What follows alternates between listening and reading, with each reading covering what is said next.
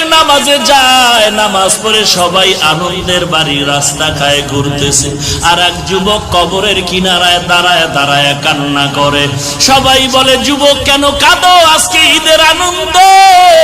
যুবক বলে, সবার মা আছে বাবা আছে, আজ আমি ঈদের নামাজে যখন যাই আমি তাকায় দেখি মায়ের বিছানা খালি পড়ে আছে, বিছানায় আমার মা নাই।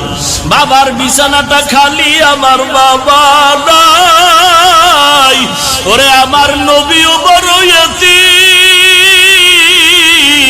ওই তায়েফের ময়দানে যখন কাফেরের বাচ্চারা পাথর নিক্ষেপ করে, রক্ত ঝরে ঝরে জুতা আটকায়া যায়, আমার আল্লাহ জিবরাইলের পাঠায় কয়, নবীরে গিয়া সালাম জানা দাও।